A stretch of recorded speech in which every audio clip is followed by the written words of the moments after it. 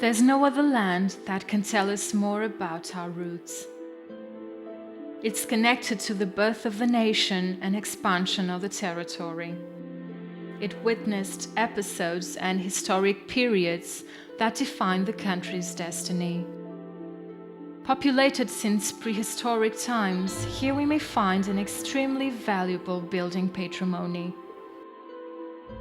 Following the megalithic paths, there's many buildings and archaeological discoveries that tell us about the millenary presence of man in this region. The burial monuments dated from the Neolithic, or the settlements, some of which from the Iron Age, where we can still presently see traces of wars. From the Roman occupation period, there's some milestones and some ruins and fortifications left.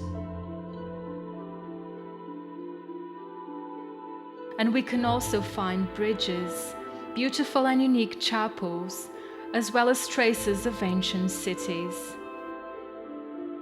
So here's a most valuable historic and architectural legacy for visitors to see. Since the times associated to the expansion of the country, that this land saw the evolution of our political and social history. And the same happened to ecclesiastic history. Castles of several origins, built in different periods, imposing fortresses, walls and medieval bridges, tell us about battles and invasions, conquests and great deeds. As life turns into art, we notice the passing of time from the pillories in nice squares, springs and freshwater fountains. Palaces, farms and traditional houses, fine manners are a feast for the eyes. And then the spa buildings dated from centuries ago, presently modern health resorts. All of these are joined by numerous religious art monuments. Crosses and chapels integrated in the surrounding environment. Romantic, Baroque and Renaissance churches, many of them being magnificent works. Sanctuaries that we must visit. Monasteries and Cistercian convents, all of which showing the deep religiousness of these people. However, it's popular architecture that best reflects these people's living. Streets paved with granite and typical ancient stone houses welcome visitors. Roofs are made of wood and covered with ceramic tile. The square is the most central area and all the streets take us there. People still walk along with their animals through the alleys. These are the villages of Portugal. Rustic, granite-like, ancient, they have the rough beauty of earth and the serene greatness that only time can give. In the villages or their surroundings, we may find sundials and sunny threshing floors, but also water mills and water wheels placed near riverbanks or in the mountains.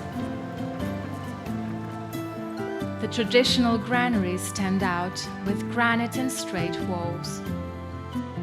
Some have the date inscription over the door, and most of them have a cross on top, which works as a prayer for the sake of the cereals that are kept there.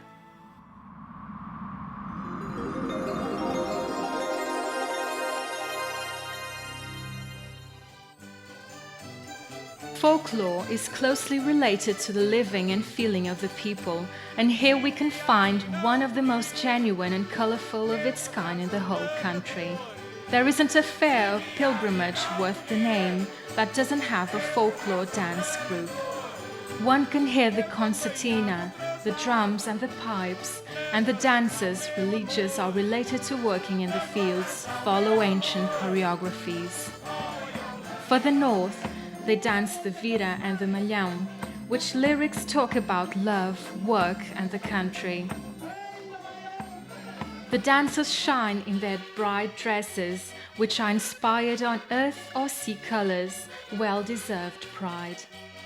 Sometimes they're more colorful, other times more sober and modest, wearing the colors of the vegetation of the country mountains. Further south, festivities that celebrate passage or initiation rituals take place. Also, theatre is deeply rooted in local populations, getting its themes and stories from the rural scenery and to the ever-rich and diversified popular traditions. Aqui há uns dias telefonou um rapaz para falar com a minha filha! Oh, filha, se calhar era ele e falou! Se calhar era, mas não falou! Ela deve... Original texts express the closer reality and they seek communion with the people. Theatre comes out to the streets with their masks and festive music, and the show goes on to different places and villages, thus getting the attention of those who arrive. However, besides street theatre, fairs and festivities, which already attract so many people, the villages of Portugal have other cultural events and activities like handicraft, gastronomy and wine routes. So now it's time to know and taste what's traditional and exceptional.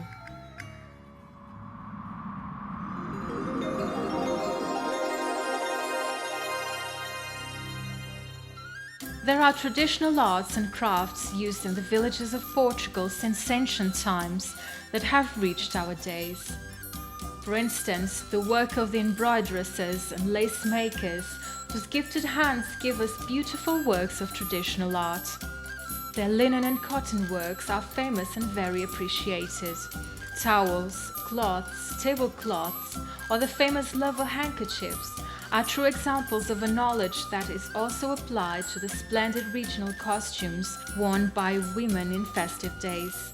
The inspiration for these costumes comes from the natural surroundings, and each garment reflects the soul of their maker. Basketry also plays an important role in the region's handicraft, and there are many items that get the visitors' attention. The same is said about pottery and tin work, which still employ many artisans.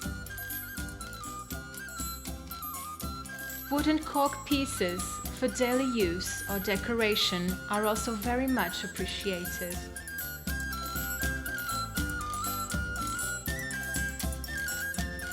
As well as gold filigree, which follows the good tradition of the goldsmiths of northern country, whose ornamented earrings are fine works of art.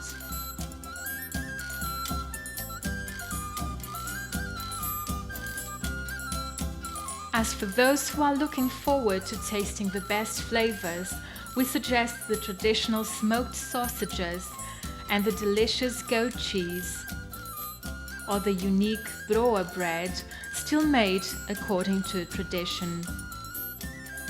Honey and jams are also more than welcome, and we can find them everywhere.